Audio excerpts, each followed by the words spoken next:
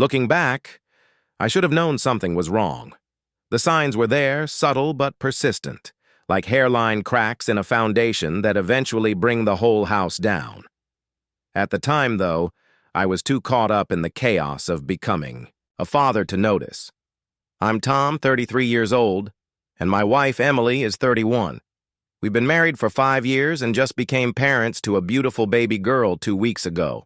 Life has been hectic, but we were managing, or at least I thought we were. Emily has always been smart, outgoing, and full of life, and I've always admired how effortlessly she seems to juggle everything. But lately, something's been off, and I didn't realize how much until that night. 2 weeks after our daughter was born, life was a blur of diaper changes, sleepless nights, and baby cries. Emily and I were overwhelmed, but we were in it together, or so I thought. Her mother had been a constant presence, coming over almost daily to help with the baby. It was a relief to have her around, giving us moments to breathe and, rarely, connect as a couple. It was on one of those rare evenings, after the baby was finally asleep and Emily's mom had gone home, that the first real crack appeared. We were sitting on the couch, a bottle of wine open on the coffee table, trying to feel like normal people again. Emily had her legs curled under her, a blanket draped over her lap, and for the first time in weeks, she looked relaxed. "I forgot how good wine tastes," she said, swirling her glass. "Yeah, and I forgot how good silence sounds," I joked, taking a sip. She laughed softly, and for a moment it felt like old times. The Emily I fell in love with was sitting right there, her hazel eyes sparkling in the dim light. Then she tilted her head, a playful smile tugging at her lips. "Can I ask you something? And you promise not to freak out?" I raised an eyebrow. That's a dangerous way to start a sentence. "I'm serious," she said, her tone shifting. "Promise me." "All right, I promise." She bit her lip, hesitating for a moment, then leaned closer. "What do you think about trying something different in the bedroom?" The question caught me off guard. "Different how?" I asked, laughing nervously. "Are we talking role play? Or something more extreme, like swinging from the ceiling?" She rolled her eyes, but her smile didn't falter. "No, not that. I mean, what about bringing someone else into it?" For a second, I thought she was joking. I waited for her to laugh or say, "Just kidding," but the serious look on her face told me she wasn't. "Someone else?" I repeated, setting my glass down. "Like a threesome," she said, her voice dropping to almost a whisper. I stared at her, trying to process what she'd just said. "Are you serious? Where's this coming from?" She shrugged, her fingers fidgeting with the edge of the blanket. "I don't know. I guess I've just been thinking about it. Something exciting? Something different. We've been together for years, Tom. Maybe it's time to shake things up." "Shake things up?" I said, my tone sharper than I intended. "Emily, we just had a baby. You want to shake things up by inviting someone else into our marriage?" She sighed, looking away. "I knew you'd react like this. That's why I almost didn't say anything." "Of course I'm reacting like this. This isn't exactly normal dinner conversation," I snapped. She didn't say anything for a moment, then finally looked back at me. "It's just a thought," she said quietly. "Something to think about, that's all." I leaned back against the couch, running a hand through my hair. "All right," I said after a long pause. "Let's say, hypothetically, I was on board with this crazy idea. Do you have someone in mind?" The way her eyes flicked away for a split second told me everything I needed to know. I laughed bitterly, shaking my head. "You do, don't you? Who is it?" "Tom, don't do this." "No, you brought it up," I interrupted. "So tell me, who's the lucky guy?" She hesitated, then finally whispered, "Jake." For a moment, I thought I'd misheard her. "Jake, the handyman?" She nodded, biting her lip like she was ashamed, but not ashamed enough to take it back. I laughed, but it wasn't a laugh of amusement. It was bitter, cold, and hollow. Unbelievable. So what? You've been fantasizing about him while he's fixing up the house?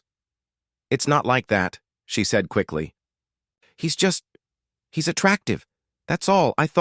You thought what? I said, cutting her off. That I'd be cool with this? That I'd be fine with the mother of my child wanting to sleep with the guy who built her a damn bookshelf? Her face hardened, her tone defensive. It's not like I've acted on it, Tom. It was just a suggestion. You're blowing this way out of proportion. I stood up, pacing the room as I tried to calm the storm brewing inside me. You know what? Forget it. I don't want to talk about this anymore.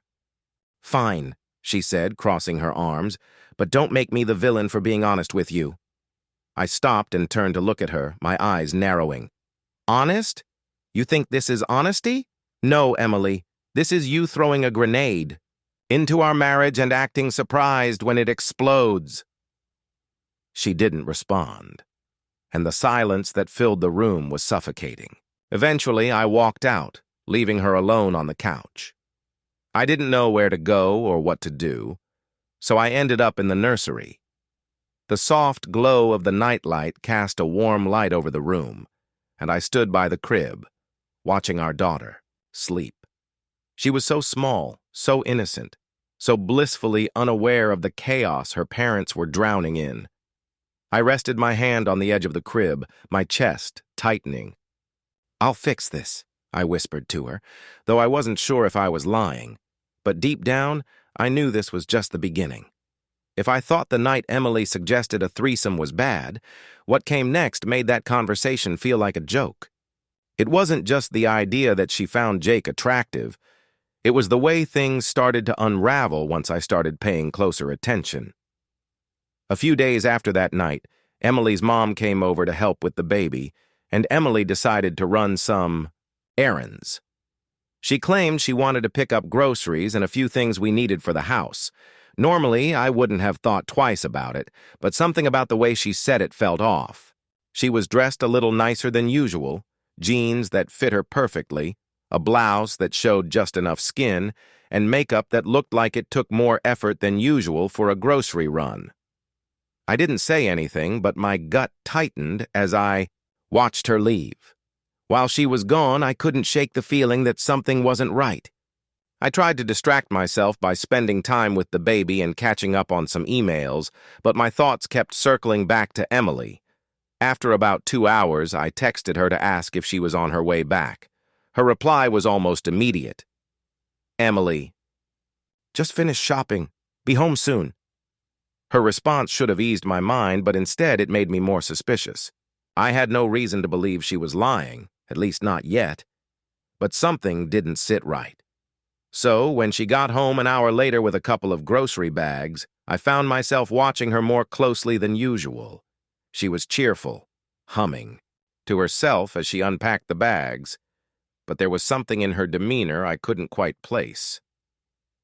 Find everything you needed? I asked casually. Yep, she said, flashing me a smile.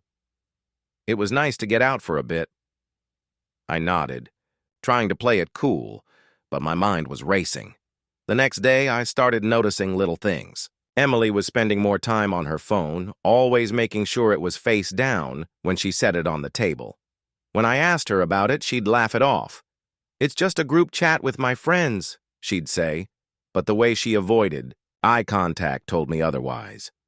Then there were the phone calls, short, hushed conversations in the other room. When I asked who she was talking to, she'd say it was her mom or a friend, but I could tell she was lying. I told myself I was being paranoid, but the doubts wouldn't go away. The breaking point came a week later. Emily was out running errands again, and I was home alone with the baby. I was tidying up the living room when her phone buzzed on the coffee table. Normally, I would have ignored it, but this time curiosity got the better of me. I glanced at the screen and froze. Jake, today was amazing. Can't wait to see you again. I stared at the message, my hands trembling. My heart was pounding so loudly I could hear it in my ears. For a moment, I stood there, trying to convince myself it wasn't what it looked like. Maybe it was innocent. Maybe they were talking about something work-related, but deep down, I knew better. The message wasn't innocent, and neither was she. When Emily came home later that afternoon, I confronted her. "Who's Jake?" I asked, holding up her phone. Her eyes widened, and for a split second, she looked like a deer caught in headlights. But then she quickly composed herself. "He's the handyman," she said, her voice steady. "Why are you asking?" "Because he just texted you about how amazing today was," I said, my voice tight with anger. "Care to explain that?" Her face turned red, and she started fumbling for words. "Tom, it's not what you think." "Oh, really?" I interrupted, holding up the phone. "Because it looks like you've been sneaking around with him behind my back." "I wasn't sneaking around," she said quickly. "We just ran into each other at the hardware store. He was picking up some supplies, and we got to talking. That's all." I stared at her, my anger bubbling beneath the surface. "You expect me to believe that? After everything? After you said you found him attractive?" "Tom, please," she said, tears welling up in her eyes. "Nothing happened, I swear." But her voice cracked on the last word, and I knew she was lying. That night I couldn't sleep. I kept replaying the past few weeks in my mind, every suspicious moment, every lie. I thought about how Jake had been in our house, in our space, talking to my wife like he belonged there. I didn't trust myself to confront Emily again. Not yet. Instead, I decided to find the truth on my own. The next day, while Emily was out with the baby, I did something I never thought I'd do. I went through her phone. What I found shattered me. There were texts, dozens of them, going back weeks. At first, they seemed innocent enough. Conversations about the renovations, questions about supplies, but then they started to shift. Compliments, flirting, comments that were just subtle enough to pass as friendly, but with an undertone that made my stomach turn. And then, there were the photos. They weren't explicit, but they didn't need to be. A selfie of Emily smiling in the mirror, her hair and makeup done in a way she hadn't bothered with for me in months. A picture of Jake, shirtless and grinning, his tattoos on full display. The texts escalated, becoming more personal, more intimate. One message from Jake stood out. "Jake, I can't stop thinking about how much fun we had. When's the next time I can steal you away?" When Emily got home, I was sitting at the kitchen table, her phone in front of me. "We need to talk," I said, my voice low. Her smile faltered, and she set the diaper bag down slowly. "What's wrong?" "You tell me," I said, sliding the phone across the table, "because from where I'm sitting it looks like you've been screwing the handyman." Her face went pale, and for a moment I thought she might deny it. But then she sat down, tears streaming down her face. "I'm sorry," she whispered. "I didn't mean for it to happen." I stared at her, my heart pounding in my chest. "You didn't mean for it to happen? Are you serious?